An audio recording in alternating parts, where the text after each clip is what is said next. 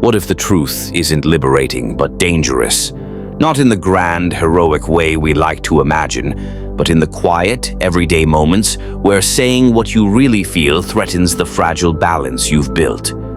We're taught that honesty is noble, that speaking your truth is a path to freedom. But most of us learn, silently, that it's often safer to say nothing at all. There's a reason silence becomes our shield. It's not weakness, it's survival. In ancient Rome, speaking out against authority could get you exiled, or worse. Today, the punishments are subtler: a cold shoulder, a broken relationship, a job lost, not for incompetence, but for honesty that made someone uncomfortable. We don't live in a society that truly wants the truth. We live in one that wants harmony. And harmony, more often than not, demands a lie.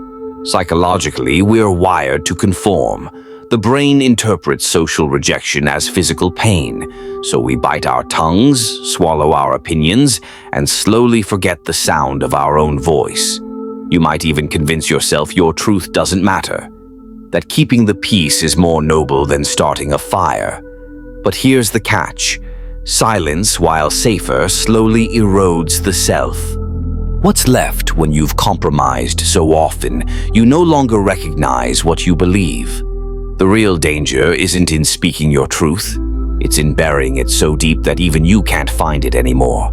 Ask yourself, who are you protecting by staying quiet? And is their comfort worth your disintegration? If this made you uncomfortable, good. That means it struck something real.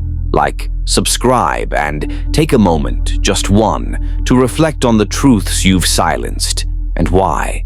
If you like this video, do subscribe our new channel. Stay focused on your dream. Peace.